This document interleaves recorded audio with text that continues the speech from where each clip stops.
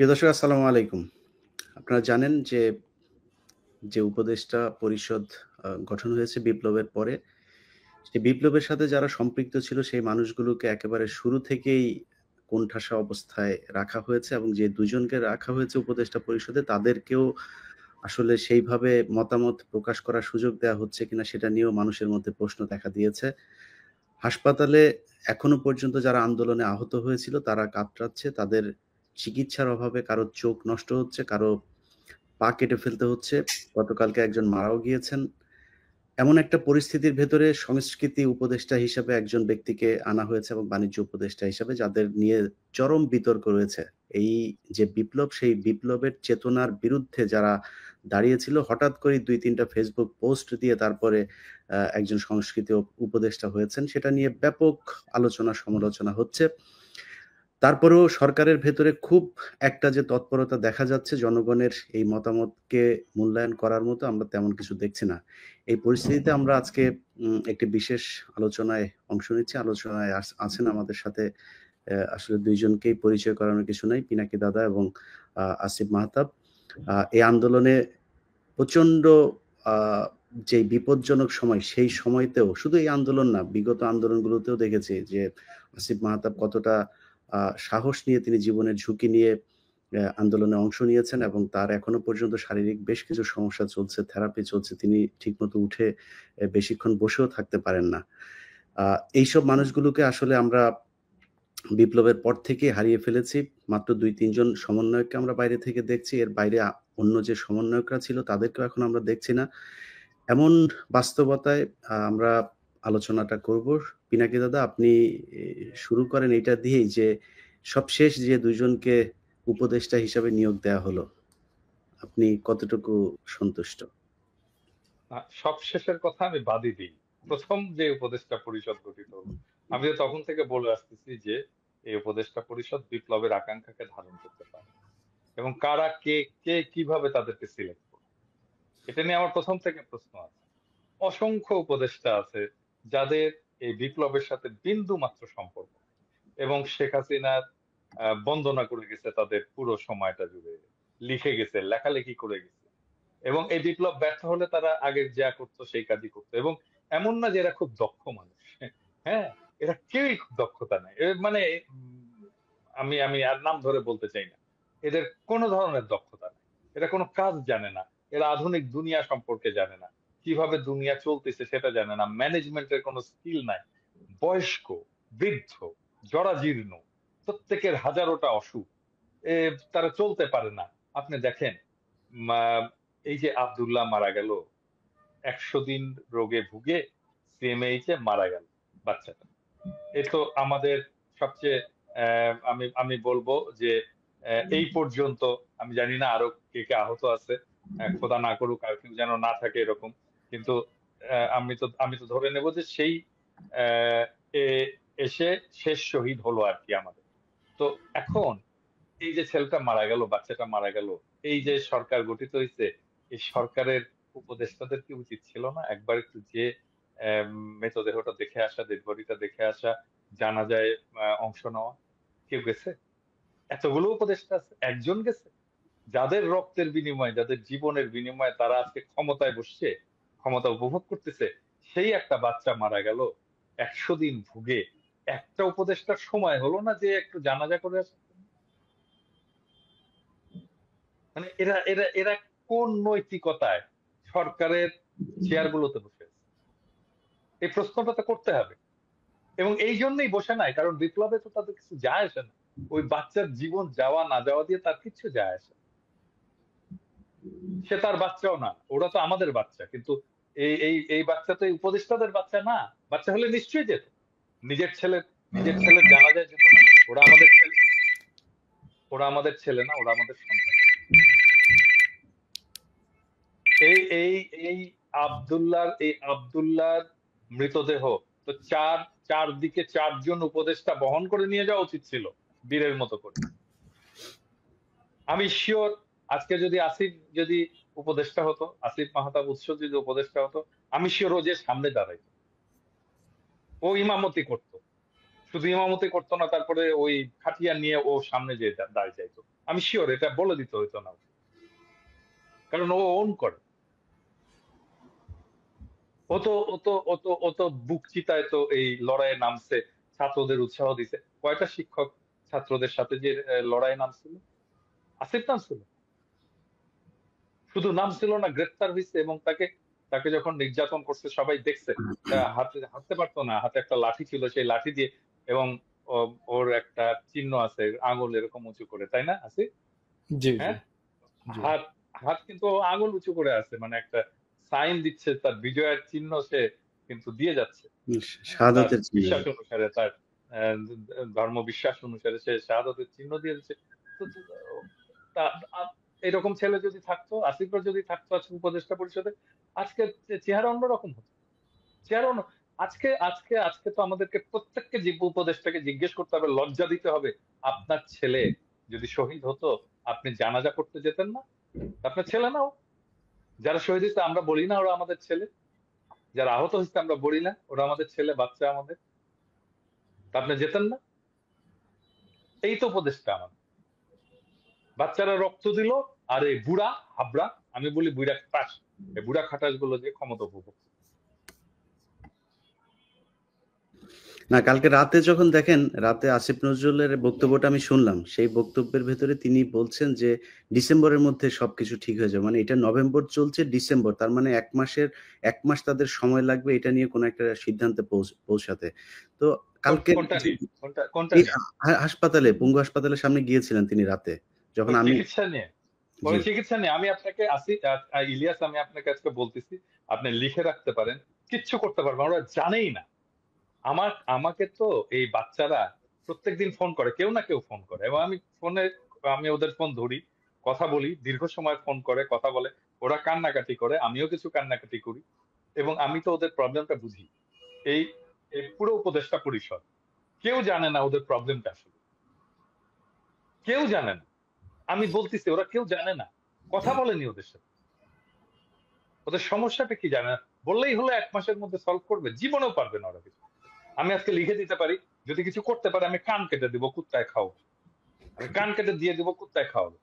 না, সে করার জন্য করবে না করবে সেটা তো পরে। মানে করার জন্য ডিসেম্বর পর্যন্ত সময় ওনাদের কেন লাগবে? মানে এই সময়টাতে আপনি ডিসেম্বরে পারবে না ইলিয়াস, ডিসেম্বরে ওরা পারবে না, ওরা কিচ্ছু করতে পারবে না, কারণ ওরা জানেই না প্রবলেমটা কোথায়। না, আপনি সলভ একজন করা তো দূরের কথা। আপনি একজন চিকিৎসক। আপনি জানেন যে যতটা সময় পার হবে, একজন চোখের যে সমস্যাটা, পায়ের সমস্যাগুলো, এগুলোর যত সময় পার হবে তত তার ওইটার বিপজ্জনক অবস্থায় যাবে, এবং সেটা ইলিয়াস আপনি জানেন, আসিফও জানে, আমি 5ই অক্টোবর আমি বলছিলাম যে চিকিৎসার জন্য কি করতে হবে, এবং আমি নিজেকে ভলান্টিয়ার করছিলাম, যে আমি এটা ভলান্টিয়ার করব। আমি এই একটা পরিকল্পনা করছিলাম, ওয়ান স্টপ একটা সার্ভিস সেন্টার করা হবে, যেখানে সমস্ত আহতরা আসবে, তাদের চিকিৎসা শুধু হবে না, তাদের সাইকোথেরাপি হবে, কাউন্সেলিং হবে, এবং ফাইনালি তাদেরকে পুনর্বাসন করা হবে। আমি 5ই অক্টোবর একটা পরিকল্পনা দিচ্ছি। তারপরে ডিজি হেলথ, তারপরে এটা স্বাস্থ্য উপদেষ্টার নজরে পড়ছে, ডিজি হেলথ কে বলছে যে আমার সাথে বসে এই পরিকল্পনাটা চূড়ান্ত করতে। আমি লিখে দিছি প্রজেক্টের রেশনাল, লিখে দিছি অবজেক্টিভ, লিখে দিছি। তারপরে তাদের আসার কথা ছিল, কেউ আসেন। আমি কিন্তু আমি কিন্তু স্বাস্থ্য উপদেষ্টাকে বলছি যে টাকা টাকার কথা চিন্তা করুন না আপা, আমি টাকা জোগাড় করে দিই। আরে ভিক্ষা করে টাকা জোগাড় করে দিতাম, কয় টাকা লাগতো? সেটা তো আমরাও বিভিন্ন সময় এই কথাগুলো বলছি যে যদি টাকা প্রয়োজনে আমি প্রবাসীরা দেওয়ার আমি জন্য তো রাজি। ইলিয়াস নিজে দায়িত্ব নিতে চাইছিলাম, আমি হুম, নিজে দায়িত্ব নিতে চাইছিলাম যে আমাকে দেন, আমি এদের চিকিৎসার ব্যবস্থাটা করে হুম, দিচ্ছি, হুম। আমি পরিকল্পনাটাও করে দিচ্ছি। একটা জিনিস 14 জনকে বলতে হয়, তারপরে কোনো কাজ হয় যে আসিফ মাহতাব, আপনি আন্দোলনের একেবারে শুরু থেকেই ছিলেন। জি। যদিও আন্দোলন শেষ হবার পরে আর আপনাকে আমরা দেখছি না। আপনি সিনের বাইরে চলে গিয়েছেন বা আপনাকে বাইরে রাখা হয়েছে। তো এই যে আপনি সিনের বাইরে চলে আসলেন, বা যারা আজকে এখানে উপদেষ্টা মণ্ডলীতে আছে, পিনাকিদা যেটা বলছিলেন, আমি বিশ্বাস করেন আমাকে এখন যদি জিজ্ঞেস করেন যে সব কয়জন উপদেষ্টার নাম বলতে আমি চিনিও না। নামও জানি না, মনে হয় ৩-৪ জনের নাম বলতে পারবো। এর বাইরে সবাইকে চিনিও না আমি। এবং চেনার প্রয়োজনও মনে করি না, বা তারা চিনাইতেও চান না। যখন আপনার ইন্টারেকশন হবে, একটা কাজ নিয়ে আপনি কাজ করবেন, বিভিন্ন বিষয় নিয়ে, যেমন আওয়ামী লীগের একজন মন্ত্রী, সে স্বরাষ্ট্রমন্ত্রী ছিল, স্বরাষ্ট্র মন্ত্রণালয়ে সে বিভিন্ন কাজ করত। মানে ভালো খারাপ সেটা পরের কথা। সে করত যে কারণে আমরা দেখতাম। মানে উনারা কোথাওই নাই।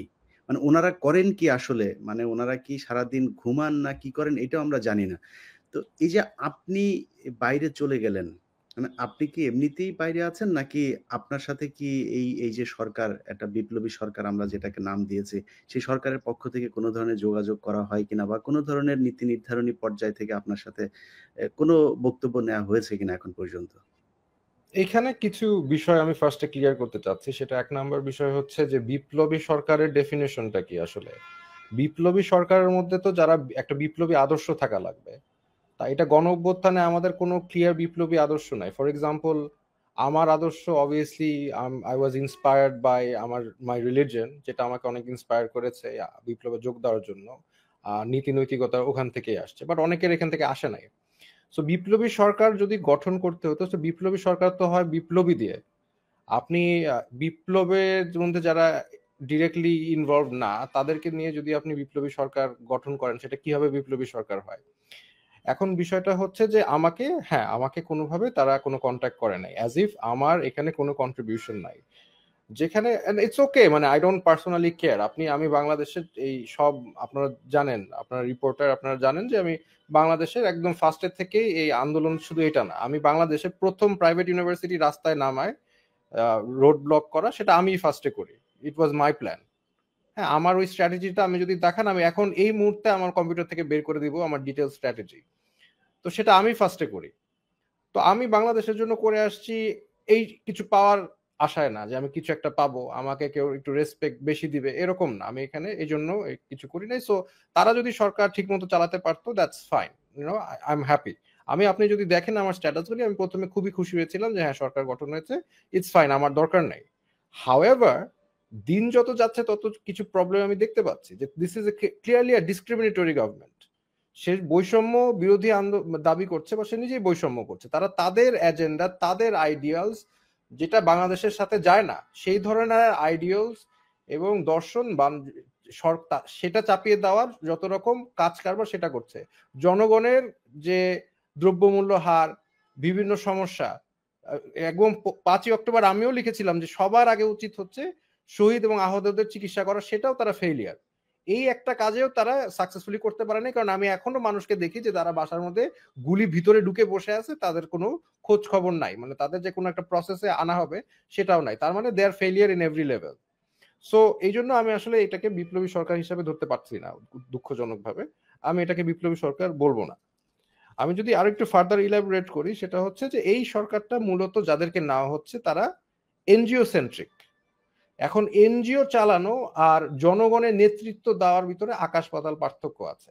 এনজিওরা, যেমন নম চমস্কি আপনারা সবাই জানেন, পৃথিবীর মধ্যে one of the number one political thinker, সে এরকম বলেছে যে একটা অর্গানাইজেশন, এনজিও অর্গানাইজেশন একটা ফ্যাসিস্ট বা একটা টোটালিটেরিয়ান একটা সিস্টেমের মতো, যেখানে এনজিওর যে মাস্টাররা, তারা যেটা বলে ওয়ার্কারদের সেটাই করতে হয়। তাদেরকে ছাঁটাই করতে চাইলে করে দিতে পারে, তাদেরকে যাকে ইচ্ছা তাকে নিতে পারে, তার কালচার, অফিস কালচার, সেগুলো সবই ইয়ে করে এনজিওরা। তো তারা যদি দেশটাকে এনজিও মনে করে যে আমার এই দেশের জনগণ, আমি যাকে খুশি তাকে নিব, আমি যা খুশি তাই করবো, আমি আমার আদর্শ চাপাই দিব জনগণের উপর, দ্যাটস এ প্রবলেম। বিকজ জনগণের দ্বারা সরকার, সরকারের দ্বারা জনগণ না। এনজিও মানে ওয়ার্কার চালিয়ে অভ্যস্ত, এনজিও কারো, মানে কিভাবে বোঝাবো, যে কারো আন্ডারে তারা তো থাকে না। কারণ এখন আমরা বলি সিভিল সার্ভেন্ট, তারা কিন্তু সিভিল সার্ভেন্ট, জনগণের দাস, মানে সার্ভেন্ট তারা। তো তারা এইভাবে ট্রিট করছে না, তারা আমাদের উপর বলে দিচ্ছে যে এই যে আমরা এই লোকটাকে নিলাম। ওয়েল, আপনি নিলেন কেন? আপনি কাকে জিজ্ঞেস করে নিলেন? কি প্রসেসে নিলেন? আপনি বললেন হয়ে গেল? হ্যাঁ, তার মানে কি আপনারা কি আমার মাস্টার নাকি? You work for me, I don't work for you. না, এখানে খালি এটাই না, আরো কিছু জিনিস দেখছি যে ধরেন প্রথম আলো এবং ডেইলি স্টার, আমরা যে এইটা সবচাইতে বেশি গুরুত্ব সহকারে দেখছি যে যারা প্রথম আলোর হয়ে কাজ করত, ডেইলি স্টারের হয়ে কাজ করতো তারা এখানে আসছে। আপনি যদি এই আকিজ গ্রুপের কথাই বলেন, তারা শ্রেষ্ঠ সম্ভবত একটা অ্যাওয়ার্ড পেয়েছিল কয়দিন আগে ডেইলি স্টারে। Best business person of the year. হ্যাঁ, তারপরে ফারুকী হওয়ার পর থেকে সারা দেশের মানুষ যখন কিনা তার বিরুদ্ধে তাকে নিয়ে সমালোচনা করছে, হাস্যকর মনে করছেন, 8 পাস একজন ব্যক্তি আমাদের উপদেষ্টা, যিনি কিনা সার্বক্ষণিক গাঁজায় মত্ত থাকতেন এই সবিরহাটের এইখানে, এরপরে রিহাব খেটেছেন যিনি, যার বিরুদ্ধে মানে বিকৃত যৌনাচারের অভিযোগ আছে, এমন একজন বিকৃত মনা, প্রচন্ড রকমের ইসলাম বিদ্বেষী একজন মানুষকে এখানে দেওয়া হয়েছে। প্রথম আলো প্রতি ঘন্টায় ঘন্টায় তার পক্ষে নিউজ করছেন। এছাড়া আমরা যখন কিনা পিনাকিদা ডেইলি স্টার নিয়ে কথা বলছেন, আমি প্রথম আলো নিয়ে কথা বলছি, আমরা মানে এদের বিরুদ্ধে যখন এই যে একটা বিশাল ভারতের যেই হেজিমনি, তাদের বিরুদ্ধে যখন কথা বলছি, তখন আমরা দেখছি যে আসিফ নজরুল, তারপরে রেজওয়ানা, এরপরে প্রধানমন্ত্রীর প্রেস সচিব যিনি আছেন শফিক, আমি ওনাকে আসলে শফিকুল আলম। উনি শফিকুল আলম, উনি যে আসলে এই 15 বছর কোথায় ছিলেন আমি জানি না। তো হঠাৎ করে এসে ওনারা এত বড় দেশপ্রেমিক হয়ে গেলেন, এত বিপ্লবী সরকারের পার্ট হয়ে গেলেন। এখন এই প্রথম আলো আর ডেইলি স্টার থেকে আসলে দাদা আপনি তো বলছেনই বেশ কদিন ধরে, এখান থেকে মানে মানুষকে বের করব কিভাবে, বা মানুষকে সেটা মানে মানুষ তো বুঝতেই পারছেন যে তারা যে প্রথম আলো এবং ডেইলি স্টার যে সরকারকে কিভাবে প্রভাবিত করছেন, কিন্তু আমরা সরকারকে কিভাবে প্রভাবিত করব, বা সরকার জনগণ দ্বারা কবে কিভাবে প্রভাবিত হবে? প্রফেসর ইউনূসের সরকারের কথা বলতেছেন? হ্যাঁ, প্রফেসর ইউনূসের সরকার প্রভাবিত হবে না। হ্যাঁ, প্রভাবিত হবে না, কারণ তারা যেটা মনে করে সেটাই তারা করবে। হ্যাঁ, এবং তারা কখনো, তারা বলেন আমাদের ভুল হলে ধরায় দেবেন, আমরা সংশোধন করব। একটা বলছেন, একটা জায়গায় দেখছেন ভুল সংশোধন করছে? একটা জায়গায় একটা দেখান তো যে ভুল ধরায় দেওয়া হয়েছে, সংশোধন করছে। সেদিন দেখলাম, আর পরশুদিন দেখলাম কোন একজন ভদ্রলোক লিখছেন যে আপনারা তো বলেন যে ভুল হয়েছে, ভুল ধরায় দিলে সংশোধন করবেন। ধরায় দিলাম, ফারুকির নিয়োগটা ভুল হয়েছে এবং সংশোধন করে। হ্যাঁ, তারা কখনো কোনো ভুল তারা সংশোধন করে কখনো, এবং তারা যেটা মনে করছে সেটাকেই প্রতিষ্ঠা করার চেষ্টা করে গেছে গায়ের জোরে। হাসিনা যেভাবে করতো ওরা সেভাবে করে, একই জিনিস। মানে হাসিনারও ভোট লাগতো না, এটাও তো ভোটের সরকার না, তো এরাও মনে করতেছে যে আমরা আরেকটা হাসিনা হয়ে গেছি, ক্ষমতায় গেছে আমরা আরেকটা হাসিনা। রাইট। কোনোদিন আমরা যতগুলো প্রশ্ন তুলছি, উত্থাপন করছি, কোনোটার জবাব পাইছে? কেউ পাইছে? একজনকে দেখান যে ঠিক আছে আমাকে কথা বাদই দেন, আমরা না হয় 2 পয়সার ইউটিউবার। অন্য তো অনেকে অনেক প্রশ্ন তুলছে, তাই না? অনেক সিনিয়র লোক, অনেক রেসপেক্টেড লোকেরা অনেক প্রশ্ন তুলছে। ফরাদ মাজার প্রশ্ন তুলছে, সলিমুল্লাহ খান প্রশ্ন তুলছেন, তাই না? ওরা তো রেসপেক্টেড মানুষ, একাডেমিশিয়ান। তাদের কোনো জবাব দেওয়া হয়েছে? হয়নি। কখনোই এরা আমাদের কোনো কথা শুনবে না, কখনোই শুনবে না, আনলেস আপনি এদেরকে বাধ্য করতে পারেন। মানে ধরেন এই ফারুকি যদি পচা ডিম খায় এখন বাইরে গেলে, তাহলে ওর মাথার টনক নড়বে, প্রফেসর ইউনূসের টনক নড়বে, আরে আমাদের উপদেষ্টাগুলো তো পচা ডিম খাইতেছে, হ্যাঁ, পচা টমেটো খাইতেছে, তখন ওদের টনক নড়বে যে না। লজ্জা তো দাদা ধরেন, ওই যে আমাদের গ্রামের একটা কথা আছে না, যে একজনকে বিচারে জুতা দিয়ে পিটাইছে, পেটানোর পরে বলছে যে আমার জুতা দিয়ে পিটাইছে, মান সম্মান আছে, যদি আরেকজনের জুতা দিয়ে পেটাইতো তাইলে কি অবস্থা। আপনি ফারুকিরে যে ডিম পচা যে মারবেন, মানে ওকে আসলে ও সোশ্যাল মিডিয়ায় দেখে না কি হচ্ছে ওরে নিয়ে, এরপরেও লজ্জা হয় না? ওরে ডিম জুতা টুতা খাইলেও লজ্জা হবে কিনা সেটা আসলে হবে না তো, হবে না। আচ্ছা আজকে একটা ইন্টারাপ্ট করি, আজকে খুবই একটা ইন্টারেস্টিং জিনিস দেখলাম আমি, কিন্তু ওনার ফেসবুকে যেই ফেসবুকে উনি আজকে স্ট্যাটাস দিল যে ওনার ব্যাপারে যেগুলো পোস্ট দেওয়া হচ্ছে তার অনেকগুলোই মিথ্যা। এখন ওনার প্রোফাইল থেকে আমি নিজে যেই প্রোফাইলে উনি এই পোস্টটা দিয়েছে সেই প্রোফাইলে আমি নিজে উনি যে এলজি এগুলো সাপোর্ট করে, সমকামিতা সমর্থন করে, এগুলি যে পোস্ট সেটা আমি নিজে স্ক্রিনশট নিয়েছি, আজকে যে দেখি নাই, তার মানে উনি ডিলিট করেছেন। উনি যদি এতই সব যদি মিথ্যাচার হয় তাহলে উনি ডিলিট করলো কেন ওনার পোস্ট? ওটা তো আমি নিজে করেছি কাজটা। সো ডিলিট করে তো লাভ নেই, এগুলো তো এখন সবার হাতে হাতে চলে গিয়েছে, সে ডিলিট করলেই হবে? সে তো সে বোয়াগ, এবং তার যে সিনেমা নাটকগুলো আছে সেগুলো সে ডিলিট করবে কিভাবে? আমি আজকে কথা বলছিলাম বুঝছেন একজনের সাথে, তার একটা নাটক আছে, নাটকের নাম হচ্ছে, আমি নামটা ভুলে গেছি, এই যে দেশাত্মবোধক গানের একটা কথা আছে ওই গানের নামে। সেটাতে জামাত ইসলামের আপনার গোলাম আজম টাজম এদেরকে নিয়ে কটাক্ষ করে করা আছে। তিনি আ করছিলেন, বাইরে ছিলেন। বাইরে থেকে সেটে গিয়েছেন। সেটে যাওয়ার পরে একটা শুটিং হয়েছে ওইখানে। শুটিংটা ছিল হচ্ছে মিছিল করবে। জামাত ইসলামের একটা মিটিং হবে। গোলাম আজমের সামনে গোলাম আজম, যে গোলাম আজমের চরিত্রে অভিনয় করছে তাকে সামনে রেখে পেছনে একটা হবে। তো সেই মিছিলটা উনি আবার যেহেতু ডিরেক্টর সেটে এসে তারপরে ওই মনিটরে দেখছেন ফুটেজগুলো কি হলো।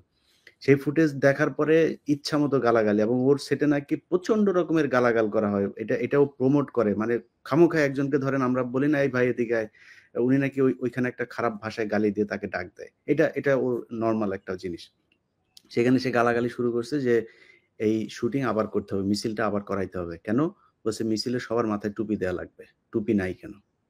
বুঝছেন? মানে এই টুপি আর দাড়ি ওর বিভিন্ন সিনেমাগুলোতে যে এই যে এটা করা হয়েছে, এবং নিজেরও তো দাঁড়িয়ে আছে, নিজেরও মাথায় টুপি আছে, হ্যাঁ, নিজেও তো দাঁড়িয়ে আছে, হ্যাঁ। অন্য টুপি। হ্যাঁ, যাই হোক। তো এগুলো করে সে এগুলো তো আর সরাইতে পারবে না। তার ফেসবুক পোস্ট সরায় তো লাভ নাই। না, উনি কালচারের উপদেষ্টা। এটা কিন্তু একটা সিরিয়াস ইস্যু, কারণ উনি কালচার মানে ডিভাইস করবেন। আমাদের কি কালচার দ্বারা দেশ শাসিত হবে বা দেশের কালচারটা কি হবে সেটা উনি নির্ধারণ করবেন। উনি পলিসি মেক করবেন, উনি ওখানে পুশ করবেন। তো এখন উনি কি আমাদের দেশের কালচারের রিপ্রেজেন্ট করে? আর যদি করে থাকে তাহলে গভর্নমেন্ট আমাকে এটা দেখাক যে কিভাবে তাকে নিয়োগ করা হলো বা কিভাবে উনি আমাদের কালচার রিপ্রেজেন্ট করে। মানে এটার অ্যানসারটা কি? বিএনপির একটা অংশ তাকে সাপোর্ট করতেছে। হ্যাঁ, এবং যুক্তি কি? যুক্তি হচ্ছে যে সে এই হাসিনার শাসনের যে ন্যারেটিভ, হ্যাঁ, সেটা তৈরি করবে, যেটা দেখে হাসিনার শাসনের বিরুদ্ধে ঘৃণা উৎপাদন হবে। আরে বেটা, এই শেখ মুজিবের শাসন, হাসিনার শাসনের বিরুদ্ধে ন্যারেটিভ কারা তৈরি করছে এতদিন ধরে? কারা তৈরি করছে? ফারুকি তৈরি করছে? ও করতে পারবে? ন্যারেটিভ কিভাবে তৈরি করতে জানে? ও জিন্দেগিতে করতে পারবে একটা পলিটিক্যাল ন্যারেটিভ তৈরি? আমাদেরকে করতে হবে এই ন্যারেটিভ তৈরি।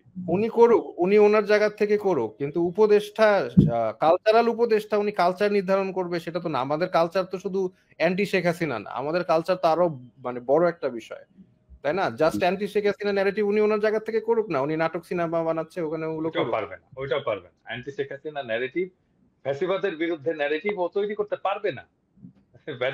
এটা তো একটা স্কিল লাগে, স্পেসিফিক স্কিল লাগে। ওটা লিখুক তো, একটা উপন্যাস লিখুক তো। না, ওর বেশিরভাগ নাটকগুলোই নাকি আপনার ওই আরেকজনের নাটকই করে নেয়, এবং এটা নিয়ে তার সাথে বেশ কয়েকজন তার জুনিয়র পরিচালক যারা আছে তাদের সাথে সে বিট্রে করেছে, যে কারণে মিডিয়াতে সবাই এই বিষয়গুলো জানে। এবং একটা হচ্ছে পিক পকেট, তার একটা আছে। আরেকটা হলো শনিবারের বিকেল। এই শনিবারের বিকেলে সে হচ্ছে ওই যে হোলি আর্টিজান নিয়ে আপনার হলি করেছে। আর্টিজান নিয়ে, হ্যাঁ, এটা কিন্তু আমি দেখিনি। বাংলাদেশে কিন্তু এটা আপনার মুক্তি পায় নাই।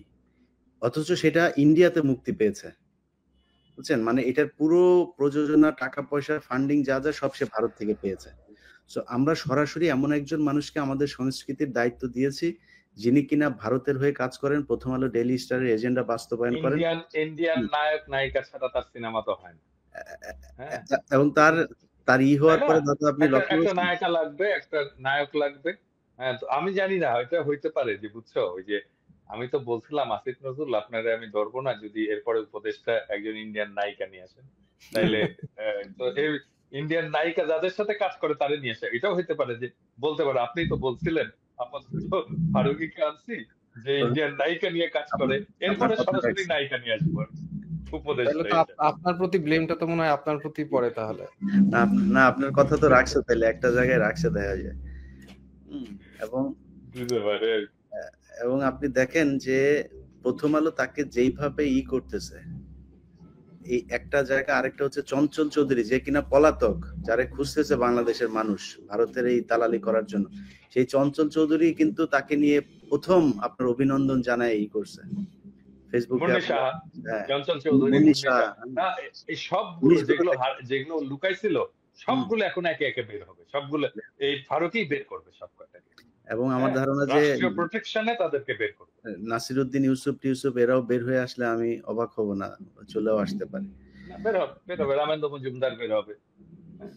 আসিফ ভাই, আপনি তো মানে আসলে আমরা তো বাইরে ছিলাম, আমাদের জীবনের উপর দিয়ে ঝুঁকির সুযোগটা খুব একটু কম থাকলেও আমরাও যেকোনো সময় যে পরিস্থিতি দেশে এখন আসলে দেশের বাইরে যারা এখনো আছে, এখনো পর্যন্ত তাদেরকেই ম্যানেজ করতে পারছে না। এছাড়া আপনি দেখেন ফারুকিরে নিয়ে কিন্তু বাংলাদেশের কোনো গণমাধ্যমে কোনো সমালোচনা নাই। সবাই মোটামুটি পক্ষেই নিউজ করছে।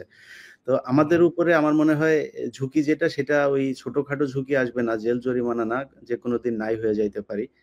তো আপনি দেশে থেকে একদম জীবনের ঝুঁকি নিয়ে আপনারা আন্দোলন করেছেন। এখনো আসলে এমন কিছু শুরু হইলে সেটা আপনাদের থেকেই শুরু হইতে পারে। সামনে করণীয়টা কি? করণীয়টা কি? এটা এটা তো একটা কমপ্লিকেটেড ইস্যু। কারণ মানে আমরা তো একদিকে চাচ্ছি দেশটা স্টেবল হোক, বাট আরেকদিকে যদি সরকার এই রকমের বৈষম্য করে, এরকমে একদম মানে যাদের একদম টোটালি মানে বেইমানি করতেছে জনগণের সাথে, এখন এরপরে তো একটা টাইম সুনার অর লেটার আমাদের তো হয়তো বা কিছু করতে হতে পারে। এন্ড কিছু করতে হলে কি আমার মনে হয় না সরকার এটাকে মানে কিছু করতে পারবে। সরকার যদি এখনো মনে করেন এই ধরনের বৈষম্য করে, যে ক্লিয়ার বৈষম্য, তো এবং এই যে ফারুকি ওনাকে যদি নিচ্ছে যে এজেন্ডা, আর আরেকটা বিষয় হচ্ছে এই গভর্নমেন্ট ছিল ডেমোক্র্যাটদের সাপোর্টে, তো এখন ডেমোক্রেটরা কিন্তু নাই, তো কাজে ওনারা যদি মনে করেন যে আমেরিকা তাদেরকে খুব বেশি ব্যাকিং দিবে তাদের এজেন্ডা বাস্তবায়নের জন্য, দিবে না, কারণ আমেরিকাও জানবে যে তারা ডেমোক্রেটের সাপোর্টার।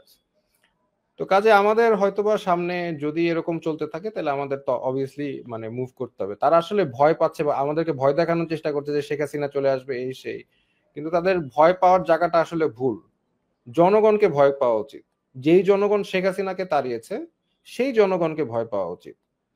সেই জনগণ কিন্তু আপনাদেরকেও, যদি আপনারা বেশি বাড়াবাড়ি করেন, এক্সট্রিমিজম বেশি করেন, উগ্রবাদিতা বেশি করেন, তাহলে আপনাদেরকেও তাড়ানো জনগণের পক্ষে সম্ভব। মানে that's a clear message. We are not afraid of you, you have to understand that. আপনি কি আমাদেরকে গায়ে গুলি করবেন? ইজন্ট ইট নট ক্লিয়ার যে আমরা গুলি ভয় পাই না? এটা তো ক্লিয়ার হওয়ার কথা এতদিনে। সেই ক্ষেত্রে আপনি আজকে আজকে ইলিয়াস, সরি ইন্টারাপ্ট করার জন্য, জি, না, আজকে না, বলেন, আসিফ নজরুল একটা আলোচনা। কথা বলছে, উগ্রবাদকে কোনোভাবেই বরদাস্ত করা হবে না, এরকম একটা কিছু বলছে না? জঙ্গিবাদ, ফেসবুক জঙ্গিবাদ। ছড়িয়ে পড়ছে জঙ্গিবাদ, জঙ্গিবাদকে বরদাস্ত করা হবে না। আচ্ছা, মানে জঙ্গিবাদ এই ইস্যুটা তো ওয়ার অন টেররের একটা ভোকাবুলারি ছিল, ওটা থেকে তো আমেরিকা সরে আসছে। তারা কিন্তু এখন আর এই পলিসি পার্সু করে না, এই পলিসি এখন একমাত্র পার্সু করে ইন্ডিয়া। হঠাৎ করে জঙ্গিবাদের কথা কেন বললো আসিফ নজরুল? কে তাকে দিয়ে বলালো? এটা বিশাল এটা একটা ইস্যু বিশাল হয়ে একটা উঠলো। সিগনিফিকেন্ট ঘটনা দাদা। আপনি ফেসবুকে পোস্ট করছেন, আমিও সেটা পরে পোস্ট করছি আপনার হ্যাঁ, ওখান থেকে কপি নিয়ে। মানে এটা হ্যাঁ, বিশাল সিগনিফিকেন্ট যে হঠাৎ করে জঙ্গিবাদ আসিফ নজরুলের কোথায় চাপ দিল জঙ্গিবাদেরা, মানে এটা কোত্থেকে পাইলো সে? এটা এটা বিরাট একটা ব্যাপার। যেই যেই জঙ্গিবাদের তকমা নিয়ে আসিফ মাহতাবরা এতদিন মানে সামনে দাঁড়াইতে পারে না, কিছু বললেই জঙ্গিবাদের নিয়ে হয়তো আপনার মানে ওই কি বলে ট্রান্সজেন্ডারের বিরুদ্ধে কথা বললেও আসিফ মাহতাবদেরকে আপনার জঙ্গিবাদ বলা হইতো। আমরা যদি মাঝে মধ্যে ২-১ রাকাত নামাজ পড়ি সেটার জন্য জঙ্গিবাদ বলা হয়। দাড়ি রাখলে সমস্যা, ইফতার করলে সমস্যা, টুপি মাথায় দিলে সমস্যা। যাই হোক, এই সমস্যাগুলো নিয়েই আমরা এতদিন ছিলাম। এখন আসিফ নজরুল কি সেটা বাংলাদেশের মানুষ আমার মনে হয় চিনবে, এবং আসিফ নজরুলকে চেনার জন্য খুব বেশি পেছনে যাওয়ার দরকার নেই। তিনি সেই আ দাদা এই জিনিসগুলো আপনি জানেন যে সেই যে কি বলে জাহানারা ইমামের সময় উনার ভূমিকা কি ছিল।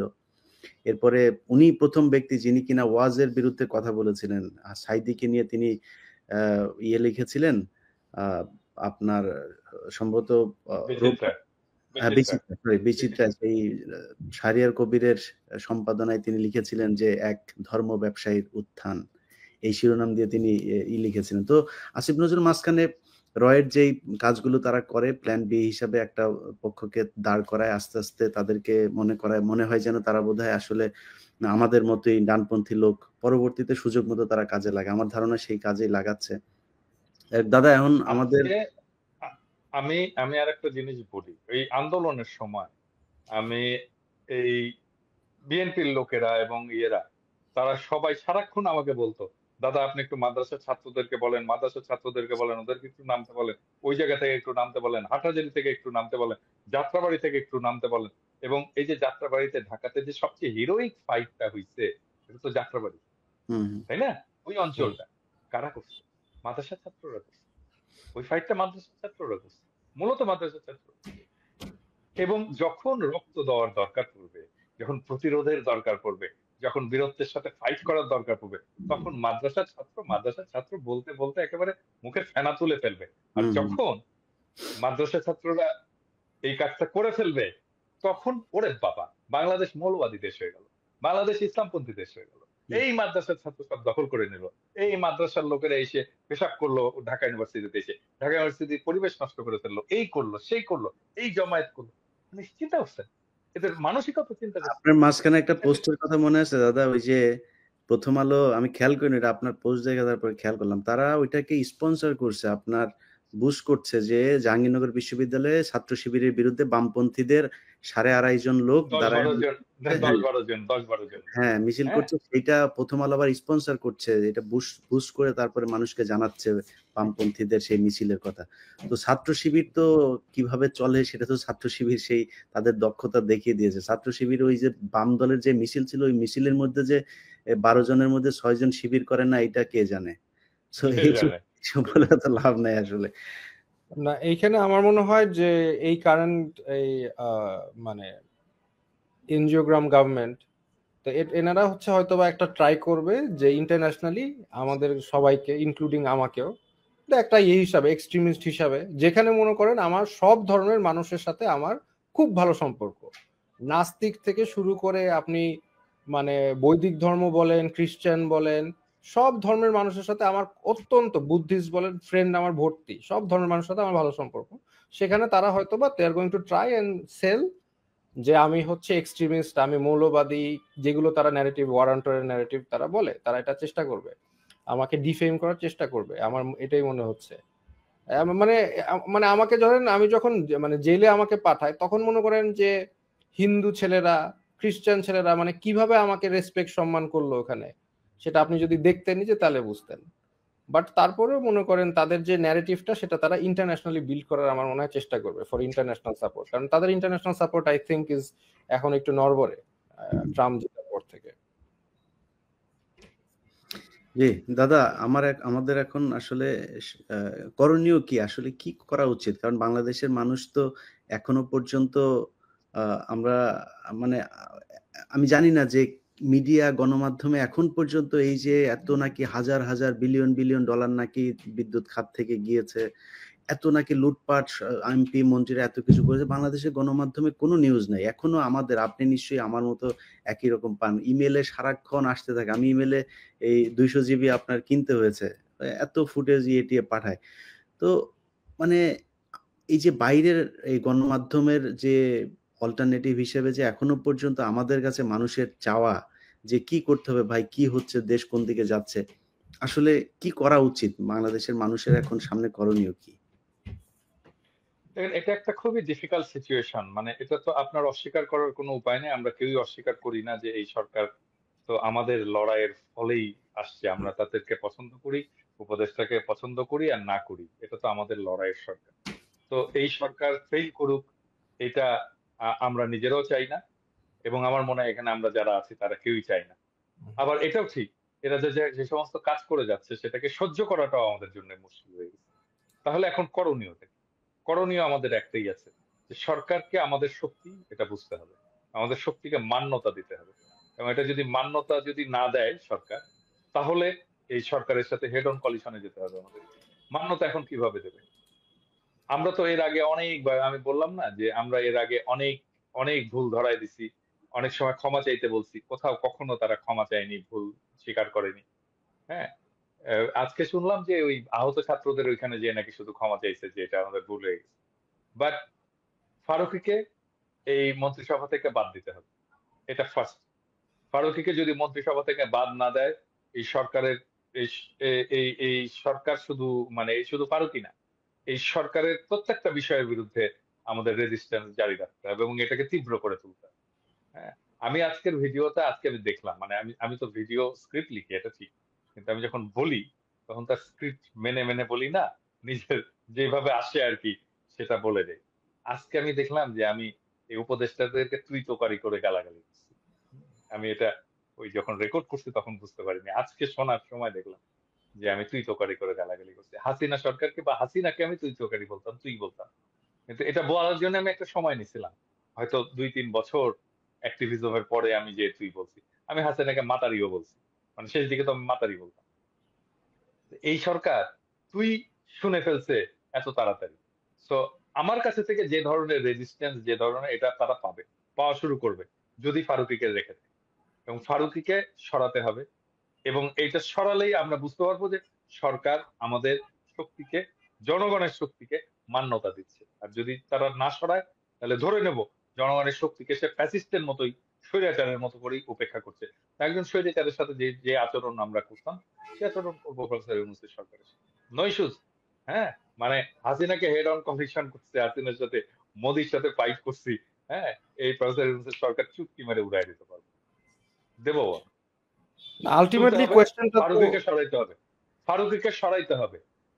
এইটার কোনো নেগোসিয়েশন না, যদি কিন্তু নাই। ফারুকীকে সরাইতে হবে, হয় ফারুকী পদত্যাগ করবে নিজে, অথবা ফারুকীকে সরাইতে হবে। না সরাইলে কি করবো, এটা প্রফেসর ইউনূসের সরকার বুঝবে, প্রত্যেকটা উপদেষ্টা বুঝবে, না প্রত্যেকটা উপদেষ্টা বুঝবে। না, আমি যেটা একটা বলতে চাচ্ছি সেটা হচ্ছে আলটিমেটলি যে উপদেষ্টা নেওয়া হচ্ছে সেটার কোনো, এই সরকারের কোনো ট্রান্সপারেন্সি নাই। তারা তো টোটালি ফ্যাসিস্টদের মতো আচরণ করছে না, কোনো ট্রান্সপারেন্সি নাই, জনগণকে জানানোর কোনো ইয়ে নাই যে কাকে নিচ্ছে কেন নিচ্ছে। একটা কিছু উপদেষ্টা হতে পারে, তাদের নাম যেতে পারে, তারা নামটা জনগণের কাছে প্রেজেন্ট করতে পারে যে দেখেন আপনারা কাকে নিতে চান বা পছন্দ করেন, তাকে একটা আপনি অনলাইনে জরিপ করতে পারেন, অনেক কিছু করা সম্ভব। আপনি আমাদের তো ডিসিশন দিতে পারেন না এইভাবে, তাই না? এটা ডিসিশন তো ফ্যাসিবাদের কাজ। আপনি কি মানে হিটলার স্টাইলে দিচ্ছেন আমাকে যে আমাদের, আমরা এটা তোমাদের জন্য নির্ধারণ করে দিচ্ছি? হু আর ইউ? আপনি আমাকে আচ্ছা অপশন আসিফ, দিবেন, আমি সিলেক্ট করব। আচ্ছা আসিফ, আমি বলি, মানে এই ক্যাবিনেট অথবা প্রফেসর ইউনূসের অফিস যদি বাংলাদেশের 200 থেকে 300 জন লোকের মতামত নেয় একটা পজিশন নিয়ে, তাহলে তো কাভার হয়ে যায় বাংলাদেশের সমস্ত প্রতিনিধিত্বশীল মতামত। ঠিক কিনা বল? হুম। 200 থেকে 300 জন লোক, আরো কম আমার মনে হয় মতামত না। আচ্ছা বলেন তো, এটা আপনার সাজেশন কি, এটা করলে কেমন হয়? আমরা একজন ব্যবসায়ী উনিই বলতেন, উনি 300 জন লোকের সাথে কথা বলতেন যে আমরা একজন ব্যবসায়ী, একজন উপদেষ্টা নিতে চাই, কাকে নেওয়া যায় একটু বলেন তো, আপনার সাজেশন। তাই না? মানে যত বেশি লোকের সাথে আমি আলোচনা করে সিদ্ধান্ত নেব, ভুলের পরিমাণ তত কমবে। মানে এটা করার রাষ্ট্রের কি লোক নাই? প্রফেসর ইউনূসের অফিসে লোক নাই 300 জন লোকের সাথে কথা বলবে? না, এটা বিষয়টা হচ্ছে ওই যে ওনারা তো আসলে এক্সপিরিয়েন্স হচ্ছে এনজিও চালিয়ে, তো এনজিও তো তারা এত কিছু বলার দরকার নাই, মানুষের সাথে এত ডিসকাশন করার দরকার নাই। তো জনগণের মানুষের নেতৃত্ব দেওয়া আর এনজিও নেতৃত্ব দেওয়া তো ডিফারেন্সটা আছে। এইটাই একটা ডিফারেন্স, যে এনজিওতে আপনি হায়ার করবেন আপনার মানে সিস্টেমের উপর আপনি চাপাই দিবেন যে হ্যাঁ এই লোকটাকে হায়ার করছি, আমি হায়ার করছি, দ্যাটস ইট। বাট জনগণের নেতৃত্ব এরকম না তো। মানে জনগণকে তো আমার বলতে হবে যে আপনি কাকে হায়ার করছেন, কি প্রসেসে হায়ার করছেন, এটা তো ট্রান্সপারেন্সি থাকতে হবে। এই ধরনের পলিটিক্যাল সেন্সটা মনে হয় গভর্নমেন্টের নাই, কারণ দে আর ওভারঅল ওরা যারা নিচ্ছে টোটালি এনজিও সেন্ট্রিক লোক। ম্যানেজারিয়াল স্কিলও, আসিফ, ম্যানেজারিয়াল স্কিলও। হ্যাঁ, তার তো একটা ইয়ে থাকবে। মানে আমি আমি তো একটা কোম্পানিতে কাজ করি, আমি তো একটা প্রতিষ্ঠানে কাজ করি, একটা ফরাসি প্রতিষ্ঠানে কাজ করি। আমরাও যখন কোনো একটা পলিসি নেই, একটা বিজনেস পলিসি আমরা যখন, আমাদেরও কিন্তু এটা ভেটিং করতে হয় সব স্টেক হোল্ডারদের সাথে। হ্যাঁ, মানে যাদের সাথে আমরা কাজ করি, এই ধরেন dermatologist, aesthetic doctor, specialist, professor, academician, researchers, এরকম অসংখ্য লোকের সাথে আমাদের কথা বলতে হয় ফর্মালি। Right. হ্যাঁ, কথা বলে রেকর্ড নিতে হয় যে আমরা এটা করতে চাচ্ছি, আপনার ডাক্তার সাহেব এটা কি মনে হয়, আপনার মতামত। হুম। হ্যাঁ, তারপরে সেই কারণেই তো আমরা এত পাওয়ারফুল হইতে পারছি, একটা অর্গানাইজেশন এত পাওয়ারফুল হইতে পারছে। হ্যাঁ, কারণ আমরা যেটা চিন্তা করি, ঠিক আছে, আমাদের প্রত্যেকের ধরেন প্রায় আমাদের অফিসে তো আর এমন কেউ নাই যার বিজনেস গ্রাজুয়েশন নাই, মার্কেটিং এ যারা কাজ করছে পিএইচডি নাই। হ্যাঁ, এরকম সমস্ত লোকজন আছে, সব এক্সপার্ট আছে।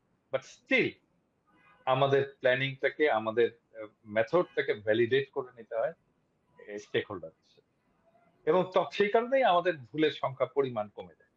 তো প্রফেসর ইউনূসের একটা একটা ডেটাবেস থাকবে না, তার একটা অ্যাডভাইজারি কাউন্সিল থাকবে না, অ্যাডভাইজারি কাউন্সিল নাও, কনসালটেশনের জায়গা থাকবে না, যে আমি এই বিষয়টা হলে, ধরা যাক আমি হেলথ নিয়ে আমি একটা ডিসিশন নেব, মেজর ডিসিশন, তাহলে আমি কতজনের সাথে আলাপ করবো, কার কার সাথে আলাপ করবো?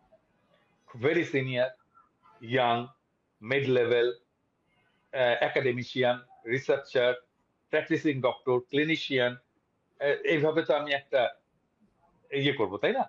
করে বা হেলথ অ্যাডমিনিস্ট্রেটর এরকম করে আমার একটা একটা প্যানেল থাকবে যার সাথে আমি কথা বলবো যে আচ্ছা বলেন তো এটা এই ডিসিশনটা নিয়ে যাচ্ছে এটা আপনার ইয়েটা কি?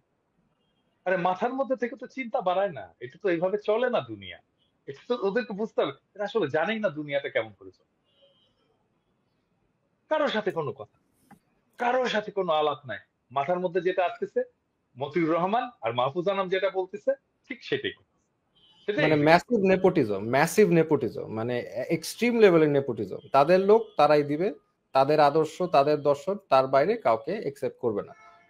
এটা তাদের মানে ম্যাসিভ নেপোটিজম আমার মনে হয় ওভারঅল। হ্যাঁ ওই তো রক্ত দেওয়ার সময় মাদ্রাসার ছাত্র, আর ক্ষমতায় বসার সময় চেয়ারে বসার সময় প্রথম আলো লেগেছে। হ্যাঁ, এটাই আচ্ছা, হয়েছে বাংলাদেশের সুশীলদের, এটাই হচ্ছে বাংলাদেশের সুশীল এলিটদের স্ট্র্যাটেজি। বাট এই এলিটরা জন্য গেল আমরা তো জিততে কিভাবে? পারি না। এলিটরা ওখানে গেল কিভাবে? সেটাই তো একটা কোয়েশ্চেন না? এত এলিট যাবে কিভাবে? কোন প্রসেসে গেল? আমরা কি ওদের জন্য, ওদেরকে বসানোর জন্য আমাদের এখানে স্টেক হোল্ডার নাই? আমাদের বলার অধিকার নাই কে কে বসবে কে বসবে না? আন্দোলন কি ওরা ওইটা তো একাই করছে? ওইটা তো আসিফ, ওইটা তো আসিফ প্রথম দিনই হয়ে গেছে। আর্মি চিফ ডাকছে সবাইকে, আর ড্যাং ড্যাং করতে করতে চলে গেল। আরে তুমি বিপ্লব করছো, আর্মি চিফ ডাকার কি? তুমি আর্মি চিফকে বলবো আমাদের এখানে আসেন, ইউনিভার্সিটিতে আসেন, ঢাকা ইউনিভার্সিটিতে আসেন, হ্যাঁ, হোটেল শেরাটনে আসেন, দরকার নয়তো ঢাকা ক্লাবে আসেন, এখানে আলাপ করি। আর্মি চিফ ক্যান্টনমেন্টে রাখতেছে, বাস পাঠাই দিছে, বাসে ড্যাং ড্যাং করতে করতে মির্জা ফখরুল যাচ্ছে, জামাতের আমির যাচ্ছে, তা জোনায়েদ সাকি যাচ্ছে, আসিফ নজরুল যাচ্ছে, তারপরে ইভেন আমাদের মামুনুল হক যাচ্ছে, সবাই ড্যাং ড্যাং করতে করতে চলে গেল। কেন? মানে এইটুকু পলিটিক্যাল সেন্স নেই আমার, আমি ওখানে যাব না। আরে ভাই শোনেন, আমি আমার সাথে অনেকে দেখা করতে আসে, হ্যাঁ, তো আমি তখন এটা বলে দিই, এটা ট্রিক্স আর কি, এটা বলে দিই। তো আমার সাথে দেখা করতে আসে, বলে আসেন কফি খাবো আপনার সাথে, আমি বলি না আমার বাসায় আসেন। হ্যাঁ, তো আমার সাথে যদি দেখা করতে আসেন, আমি যদি ওইখানে ফ্যাক্টর হই তাহলে আমার বাসায় আসতে হবে। হ্যাঁ, তো তাহলে বিপ্লব যদি আমি করে থাকি তাহলে আমার কাছে আপনাকে আসতে হবে, আমি আপনার ওইখানে যাবো না।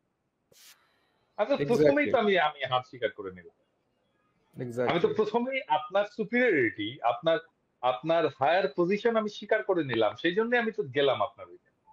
যখন ইয়ে হলো ওই যে 7ই নভেম্বরের বিপ্লব হলো, তাহের যে যখন ইয়ে করলো, জিয়াউর রহমানকে বের করে আনলো, জিয়াউর রহমানকে এম, তাহেরের সে কাছে যান। ইয়েতে নিয়ে আসতে চাচ্ছিল, হুম। যে শহীদ মিনারে নিয়ে আসতে মিলি রোডে, চাচ্ছিল। হ্যাঁ। হ্যাঁ, এবং হুম। জিয়াউর রহমানকে আসতে দেয়নি, এবং জিয়াউর রহমানকে যে আসতে দেয়নি সে কারণেই জিয়াউর রহমান প্রেসিডেন্ট হয়েছে।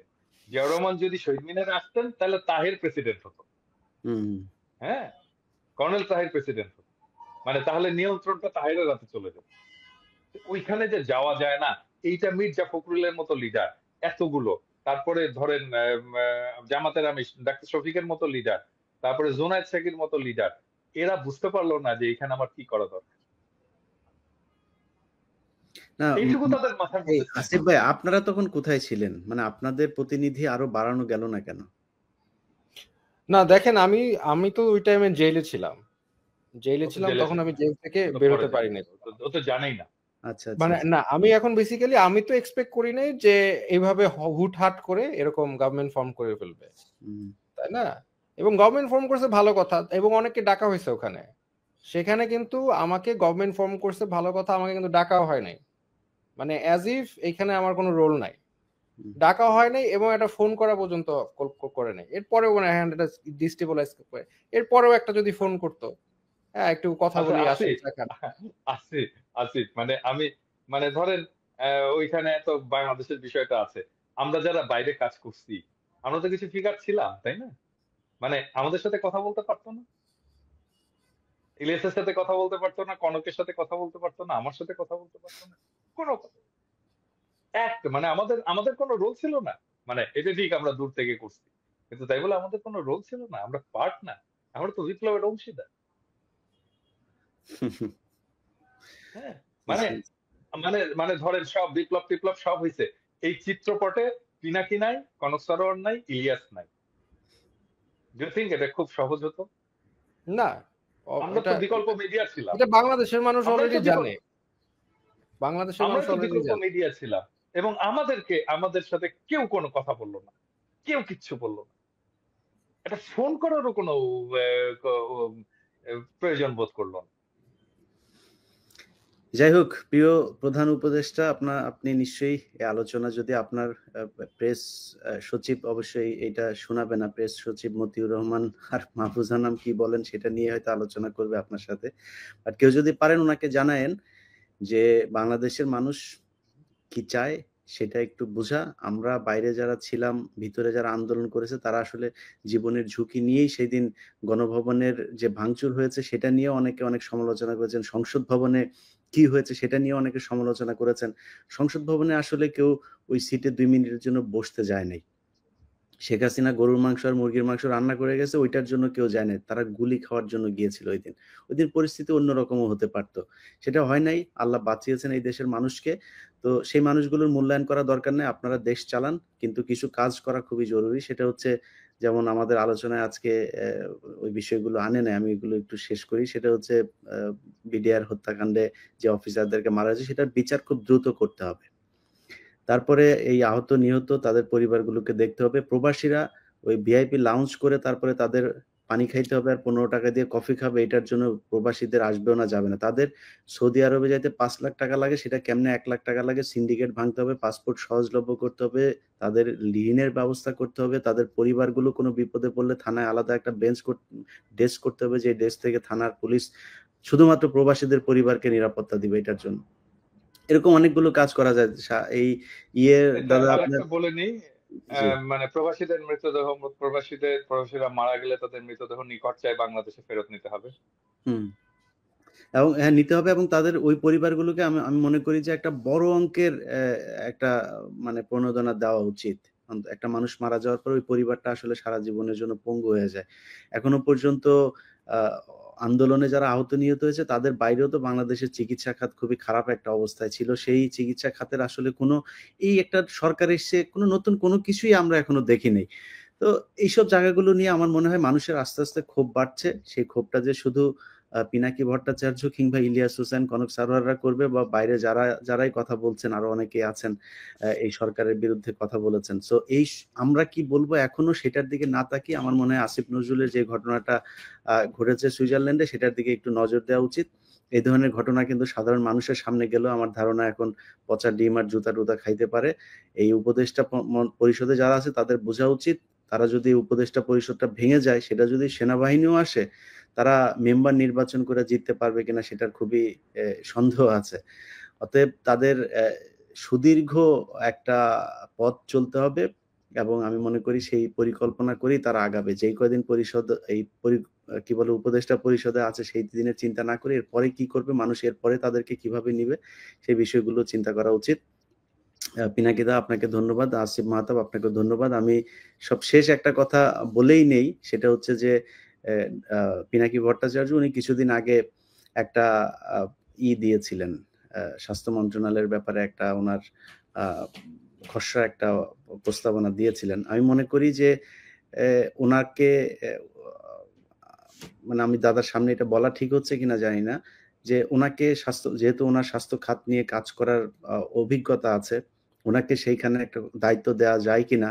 এমনকি উনি ফ্রান্সে বসেও আমার মনে হয় একটা দায়িত্ব পালন করতে পারেন উনি যদি দেশে নাও যেতে চান বা তারা যদি নাও চান।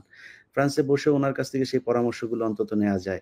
শিক্ষা খাতে আমি মনে করি যে আ আসিফ মাহতাব তিনার আ আ যে আইডিওলজি তিনি যেই চিন্তাভাবনা করেন বাংলাদেশের ৮০ ভাগ মানুষ সেই চিন্তা করেন আমার মনে হয়। সো আসিফ মাহতাবকেও কোনোভাবে শিক্ষা কিংবা পররাষ্ট্র এইসব মন্ত্রণালয়গুলোর সাথে যুক্ত করা যায় কিনা? ডক্টর কনক সারোয়ার আছেন, তাদেরকেও কোনোভাবে যুক্ত করা যায় কিনা? আ এই জিনিসগুলো আমার মনে হয় সরকারের ভেবে দেখা উচিত। আবার অনেকে মনে করতে পারেন আমার কথা বলছি কিনা ইনডিরেক্টলি। আমার আসলে বাংলাদেশে যাওয়ার আগামী ৫ বছরের ভেতরে কোনো পরিকল্পনা নেই। কোনোভাবেই সম্ভব না। আমি যাব না আরকি। এটা আমার নিজের সিদ্ধান্ত। আ যারা উপদেষ্টা পরিষদে আছেন তাদের কাছে সবশেষ পিনাকিদা যে দাবিটা করেছেন যে ফারুকীকে খুব দ্রুত সরাইতে হবে। তাইলে আমরা মনে করব অন্তত এই অথবা ছোট্ট ফারুকীকে পদত্যাগ করতে হবে। হ্যাঁ, এই ছোট্ট একটা জায়গায় অন্তত আপনারা আমাদের কথা শুনছেন। যদি না শুনেন, পিনাকিদা যেটা বলেছেন, আমরাও কিন্তু অল্টারনেটিভ একটা মিডিয়া হিসাবে গত ৫ বছর ধরে কাজ করছি। সো আমরা যদি নাকি সবাই মিলে বিদ্রোহ করি সেটা আপনাদের জন্য খুব বেশি একটা সুখকর হবে না। আমরা অবশ্যই বাংলাদেশের মানুষের সাথে আছি যারা আন্দোলন করেছে। তারা যদি নতুন কোনো আন্দোলন শুরু করে সেটার সাথেও আমরা থাকব। আমরা এই সরকারের বিরুদ্ধে যেতে চাই না। অনেক নির্যাতন, অনেক ঝুঁকি নিয়ে তারপরে কাজ করেছে। আর এই দাদা যেটা বলল যে ১ মাস ৩ মাসের মধ্যে আমরা তাদেরকে এই ভাষায় কথা বলবো, এটা কখনো চিন্তা করিনি। সেভাবে বলতেও চাই না। সো আমার বিশ্বাস আপনারা আমাদের এই বক্তব্য, আজকে যে আলোচনা হলো সেটা বুঝবেন। দাদা কিছু বলবেন? না, আমি মনে করি যে আমাদের কারিকুলাম যে সংস্কার যে কমিটি হয়েছে বাচ্চাদের পাঠ্য বইয়ের, এখানে আসিফকে দ্রুত অন্তর্ভুক্ত করা উচিত। কারণ আসিফ এটা নিয়ে কাজ করছে এবং আসিফ ওখানে কন্ট্রিবিউট করতে পারবে, ভেরি পজিটিভলি কন্ট্রিবিউট করতে পারবে, এবং আসিফের এক্সপার্টাইজ এখানে কাজে লাগানো উচিত। এবং ওই কারিকুলাম ইয়েতে যাদেরকে নেওয়া হয়েছে তাদের, ইভেন আমিও তো কারিকুলাম নিয়ে কাজ করছি, তাই না? আমার কাছে এখানে কিন্তু আমার কাছ থেকেও সাজেশন নিতে পারতো। মানে কারিকুলাম নিয়ে যে মেথডিক্যাল কাজ, যে ক্রিটিসিজম করা, বই ধরে ধরে, চ্যাপ্টার ধরে ধরে, লাইন ধরে ধরে, সেটা তো আমি কিছুটা করছি না। আমি কমপ্লিট করতে পারিনি, কারণ তার মধ্যেই তো হাসিনার বিরুদ্ধে লড়াইটা শুরু হয়েছে। আসিফ ওই কাজটা, যদি আসিফ ওইখানে থাকে তাহলে কাজটা ভালোভাবে ওখানে করতে দাদা পারবে। ইদানিং একটা জিনিস দেখছেন, আপনার চোখে পড়ছে যে প্রথম আলো ডেইলি স্টারে অধ্যাপক আবু সাইদ ইদানিং কিন্তু খুব পাখা মেলা শুরু করেছেন। বিশ্ব সাহিত্য কেন্দ্রের হ্যাঁ হ্যাঁ হ্যাঁ বিশ্ব সাহিত্য কেন্দ্রে হ্যাঁ হ্যাঁ তো ওনারে তো তাইলে ধরতে হবে। আমি বলে রাখি, সাইদ স্যার যদি কারো কেউ যদি এটা ইয়ে করে, সাইদ স্যারকে দেখাবেন যে স্যার আপনি রিটায়ার করেন, আপনি এর মধ্যে ঢুকেন না। হ্যাঁ, মানে বেইজ্জত হবে না, ঢুকেন না, কোনো দরকার নেই। ভালোভাবে বললাম আর কি, আমার বাবার বন্ধু মানুষ তো এভাবে প্রথম আলো বলতে ডেইলি পারবে। স্টার খুব প্রমোট করছেন ওনাকে, জানি না এটার পেছনে উদ্দেশ্য কি। আসিফ ভাই, আপনার যারা শিষ্য ছিল, যাদেরকে নিয়ে আন্দোলন করলেন, তাদের উদ্দেশ্যে যদি, আমি জানি না তাদের সাথে আপনার এখন যোগাযোগ কতটুকু আছে, এই প্রশ্নটা করে আর বিব্রত করলাম না, তাদের প্রতি যদি কোনো উপদেশ পরামর্শ থাকে। না, তাদের সাথে সবার সাথেই যোগাযোগ আছে এবং আমি সবসময় বিভিন্ন সময় মানে বাংলাদেশের প্রত্যেকটা স্টুডেন্টের থেকেই, বিভিন্ন প্রান্ত থেকে তারা আমার সাথে যোগাযোগ করার চেষ্টা করেন, অনেকে করেছেন এবং করছেন। তাদের কাছে উপদেশ হচ্ছে বা সাজেশন হচ্ছে যে আমরা বৈষম্য যদি অ্যাটলিস্ট প্রাইভেট ইউনিভার্সিটি স্টুডেন্টদের সাথে যদি যখন বৈষম্য হচ্ছে, এটা আসলে আমরা ইনিশিয়ালি অনেক ছাড় দিয়েছি, বিকজ আলটিমেটলি স্টুডেন্টের থাকার কথা ইউনিভার্সিটিতে পড়াশোনা করতে। বাট আপনাদের সাথে যদি বৈষম্য এই লেভেলের করা হয়, সেই ক্ষেত্রে আমার মনে হয় আপনাদের আবার সোচ্চার হওয়া উচিত, যে বৈষম্য যাতে না করা হয় এইভাবে আপনাদের ভয়েস রেজ করা উচিত আসলে। কারণ মানে আমরা যথেষ্ট পরিমাণ টাইম দিয়েছি, আমরা যথেষ্ট পরিমাণ মানে পেশেন্স দেখিয়েছি। আই থিঙ্ক মানে ওই ফারুকি উনি একটা রেড লাইন, ওই রেড লাইনটা ক্রস করেছে। কাজে এখন থেকে আমরা মানে টোটালি এই গভর্নমেন্টের কে সাপোর্ট আমরা দিতে পারতেছি না। যদি এই ফারুকি থাকে আমরা সাপোর্ট দিতে পারতেছি না। দাদা, একটা গুরুত্বপূর্ণ আলোচনা আমি বাদ গেছে আমাদের, সেটা হচ্ছে যে এই যে শেখ মুজিবের ছবি রাখা নিয়ে, এটা আপনি কিভাবে দেখছেন? আমি তো এটা নিয়ে ইলিয়াস, আমি এটা নিয়ে প্রথম থেকে তো বলে আসতেছি, তাই না? এবং একজন একজন করে ধরাই দিচ্ছিলাম যে কে কে রাখতেছে। হ্যাঁ, কেউ কিছু কিছু নামানো হয়েছে, কিন্তু দেখেন আহ, এই ফারুকির মাথার পিছনেও আছে, তারপরে বাণিজ্য উপদেষ্টার মাথার পিছনেও আছে, এবং তাদের কোনো এটা নিয়ে কোনো ব্যাদ নাই, কোনো হেডেক। আমরা বলে যাচ্ছি, আমরা বকা উল্লাহ বকে যাচ্ছি, ওনারা শোনা উল্লাহ শুনে যাচ্ছে না। হ্যাঁ, মানে আমি যদি দেশে থাকতাম তাহলে আমি সরাসরি সচিবালয়ে ঢুকে নিজের হাতে সবগুলো রুম থেকে বাইর করে ফেলে দিতাম। তো এরকম কেউ নাই কেন বাংলাদেশে? বাংলাদেশে এই কাজটা কেন করতে পারে না? ছাত্রদেরকে আমি বলি, ছাত্রদেরকে আহ্বান জানাই, হাসনাত সার্জিস এদেরকে বলি যে তোমরা ঢুকে এই কাজটা করে ফেলো, সচিবালয় ক্লিন করো, সচিবালয়ে যেন কোনো শেখ মুজিবের ছবি না থাকে, হাসিনার ছবি যেন না থাকে। এটা না, তাকে ছাত্রদেরকেই করতে হবে। বিতর্কের ঊর্ধ্বে একজন ব্যক্তি হিসাবে দাঁড় করানোর, একটা চরিত্র হিসাবে দাঁড় করানোর চেষ্টা করে তারা, যে শেখ মুজিবকে নিয়ে বিতর্ক নাই, শেখ মুজিব, আপনি যে বই লিখেছেন, কে কে করে কে করে এটাই তো কে? বিএনপি থেকেও তো বলা হচ্ছে যে উনি হচ্ছে বিতর্কের ঊর্ধ্বে। আপনার দেখেন না, মির্জা ফখরুল ইসলাম আলমগীরের বুকে চিন চিন করছে, হায় বলে, ওই যে 5 তারিখে করার মানে পরে। আমি এই ব্যাপারে একটু কড়া কথাই বলছি। গতকালকে বাংলা ভিশনে একটা সাক্ষাৎকার নিছিল, আমি আমি আবারও বলতে চাই আর কি, শেখ মুজিব, আওয়ামী লীগ, এদেরকে যারা পুনর্বাসন করতে চাইবে, যারা চাইবে, তারাও ধ্বংস হয়ে যাবে। হ্যাঁ, আর আর কি বলবো? জি করুক, চেষ্টা করুক, তারাই ধ্বংস হয়ে যাবে। জি, প্রিয় দর্শক, আপনারা ভালো থাকবেন। আর সব শেষ সেনাবাহিনীকে বলবো যে কোনো ধরনের ডানে বাঁয়ে মোচড়ামুচড়ি বন্ধ করবেন। এই সুযোগে নিয়ে আমরা আওয়ামী লীগ কিংবা সেনা শাসন কোনোটাকেই বাংলাদেশের মানুষ মেনে নেবে না। কারণ বাংলাদেশের মানুষ অ্যাজ আমাদের ভাই আসিফ ভাই সেড যে আপনাদের বুকে যে গুলি নিতে পারে বাংলাদেশের মানুষ, এটা বাংলাদেশের মানুষ প্রমাণ করেছে। অতএব এটা নিয়ে কোনো সন্দেহ থাকার কিছু নাই। সেনাবাহিনীকে বলবো জনগণের পাশে থাকবেন। এমন কোনো কিছু করার দরকার নাই যেটাতে আপনারা নতুন করে বিতর্কিত হবেন। অনেক বিতর্কের জন্ম দিয়েছেন এই গেল ১৫ বছরে। নতুন করে আপনাদেরকে এই বিতর্কের জায়গায় দেখতে চাই না। বাংলাদেশ সেনাবাহিনীকে মানুষ সম্মান করে। সবাই ভালো থাকবেন। আল্লাহ হাফেজ।